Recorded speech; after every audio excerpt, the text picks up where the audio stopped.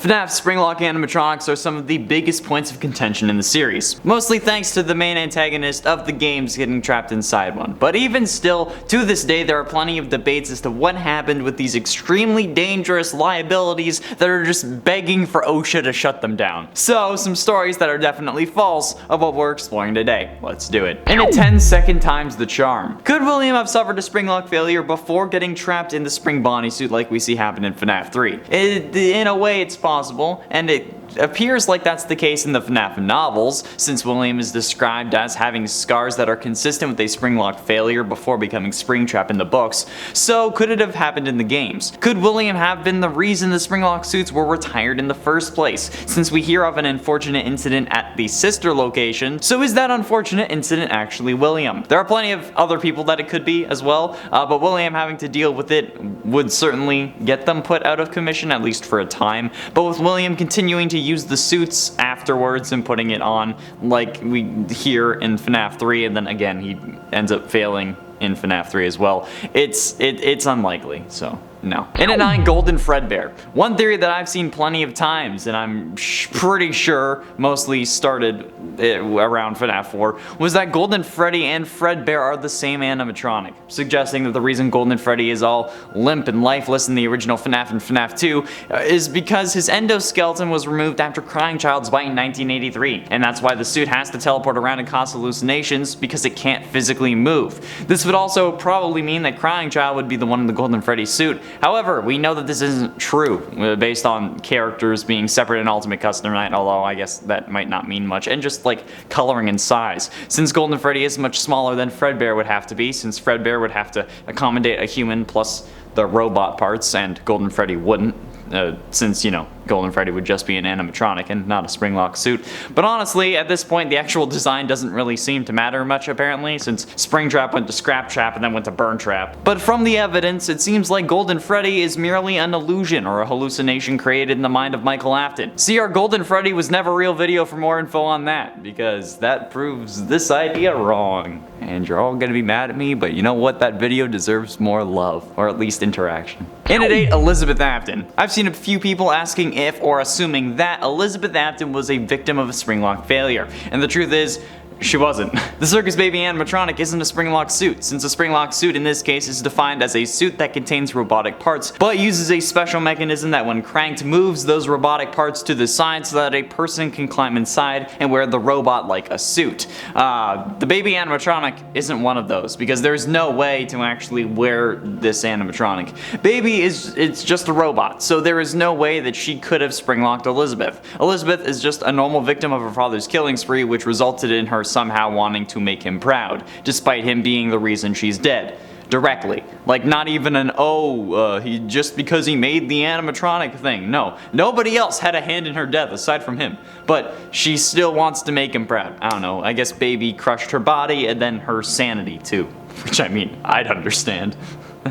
That's pretty rough. And it's 7, Kelsey the New Kid from 1:35 AM is a story from 3rd Fazbear Fright's book. The story revolves around Devin, Mick, and Kelsey. Devin and Mick are outcasts. They aren't really popular, you know, they aren't cool. But when the new kid Kelsey arrives at their school, they try to make a new friend. Despite Kelsey being charismatic and adored by everyone in the school, over time Devin grows jealous of Kelsey, because, you know, he's adored and loved by everyone in the school. So, in an act of revenge, or to maybe try to gain control over him, Devin hatches a plan to lure Kelsey to an abandoned Freddy Fazbear's to trap him in a springlock suit for a few hours. I guess to try to humble him, I guess? I don't know why you thought that this would be a good thing, but obviously the plan goes horribly wrong because it's a FNAF book. After getting in the suit, the springlocks ended up failing, as expected, because it's a FNAF book, causing all of the blood to soak into the fur of the animatronic and pool around the ground. Devin and Mick leave Kelsey for dead so that they won't get in trouble, but then something doesn't feel right. So a week later, Devin returns to the scene of the crime to make sure Kelsey's body is still there. He sticks his hand in the animatronic's mouth because he doesn't think about fingerprints, and snap. The springlocks fail yet again, as per usual, and Devin gets his hand stuck inside the suit and bleeds out, but not before seeing a body in the suit, with black hair instead of Kelsey's blonde hair. I don't know, okay? Could this be a character that we have yet to see in the games? Probably not. It's just a character in the book, alright? This doesn't happen in the games, okay? It's a myth. This is just a book thing, okay? Stop. And at 6, Unintentional. You see, there are a decent amount of people that for some reason think that these springlock suits were made with pure intentions by William Afton. This kind of goes hand in hand with the idea that William started killing after losing his kids, but we know that that is not the case. Since thanks to the fast facts found in FNAF AR's files, we know that the Funtime animatronics were some of the first ones ever made. And considering the abilities of Baby at the very least, we know that these were made in order to kill. We know that was a thought in his brain, meaning that even if the Springlock animatronics were the very first animatronics ever, it's reasonable to think that they were also designed with death in mind, which explains multiple things.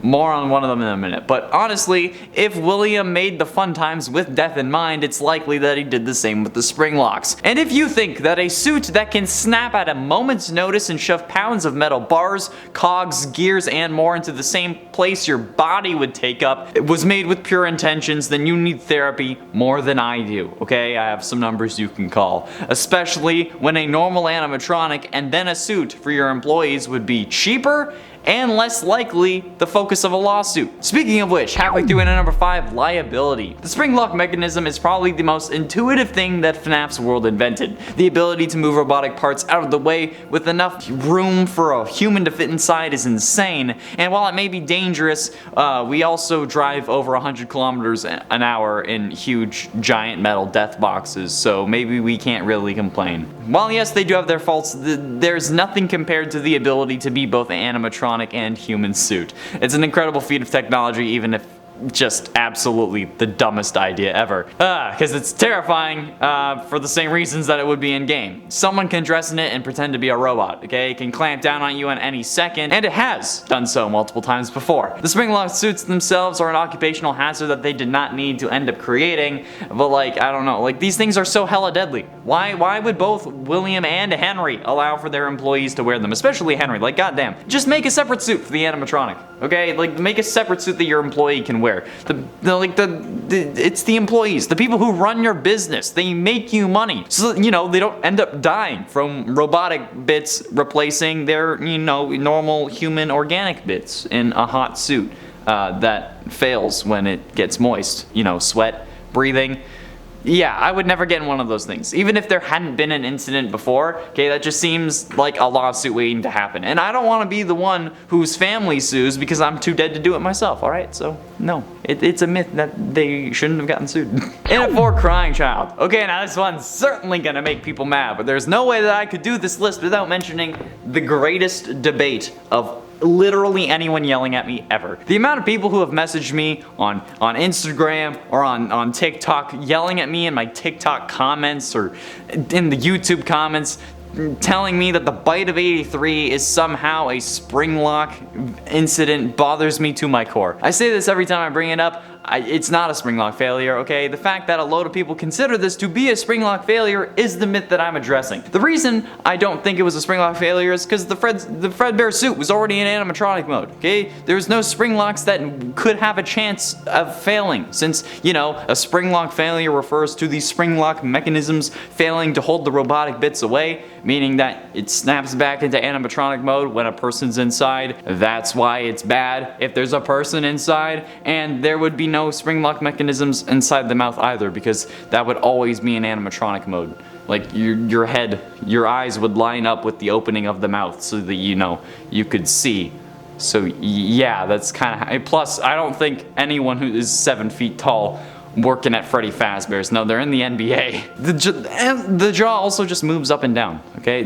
Truthfully, I don't know how much of the community believes this to be a springlock incident, because the comments are always going to be filled with more people that are against it than for it, because if you're for it, you don't really feel the need to comment about it. But it's still concerning the amount of comments I'm seeing and the amount of DMs I get on Instagram, okay? Which, by the way, follow me on if you don't hate me, because I need to get past 20. I get to 19 and it goes back down. To get past the the 2-120, you know? Getting close to the end of number 3, not beefed up. The fact that these animatronics are incredibly powerful is absolutely an insane thing that nobody really seems to grasp. Like the fact that Fredbear was able to crush a child's skull, something that we've covered how crazy is. Imagine if that was an employee, okay? Like ignoring the fact that you think it's a springlock incident or that it's a springlock suit, the amount of power that jaw has is a hazard for everyone who comes into contact with it. Like goddamn. And before you say anything, okay, it wasn't a springlock failure.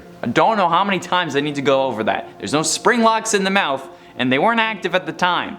Okay? It can't be a springlock failure. So these animatronics are just insanely powerful animatronics, alright? Which would be explained by them being intended to kill, which also explains why it would have the power to crush crying child's skull. The way I see it, William probably wanted to use the Fredbear suit as his kill suit because, you know, Freddy's the more popular character, but then he had to change to Bonnie after, you know, his son was killed in the suit, especially considering how he saw Elizabeth end up possessing Baby, so he was probably worried that Crying Child did the same with Fredbear, so yeah, that's the way I see it. But ultimately, in number 2, springlocks are real. Okay, you see, if I was to actually do like a cosplay of the purple guy and actually do it without it being a joke, I'd probably end up using a purple phone case, because, you know, you gotta reference the phone guy. But I don't need a springlock crank, because those aren't actually a thing in real life. While the term springlock is used in real life, it is a totally different mechanism from the actual FNAF thing, okay? I'm certain most of you got the whole springlocks are real line from the Springlocks and You How Not to Die Remastered thread on the FNAF wiki.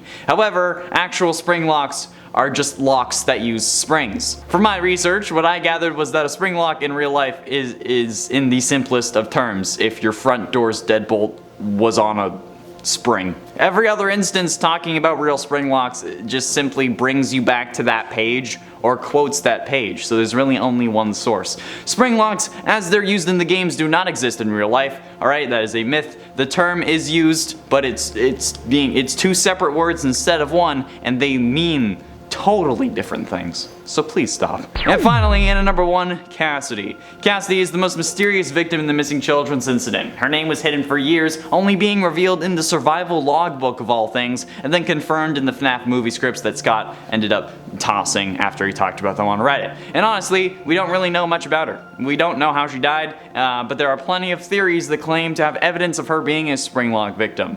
Maybe William knew that it would be easier that way, I don't know. Maybe she ends up possessing Golden Freddy after all, I don't know, okay? We figured that he could be a springlock suit and then that he had like the guts removed or something like that, hence the slumped over nature as I talked about earlier. But if this was the case and Cassidy's body was in that suit, wouldn't they have found it when they were gutting it? Because like, that seems like something you'd notice. I don't know, but maybe William was the one who gutted it, considering how he was the suit technician. But for a suit technician, he also did, you know, get into the animatronic when it was wet, something that he was definitely smart enough to avoid.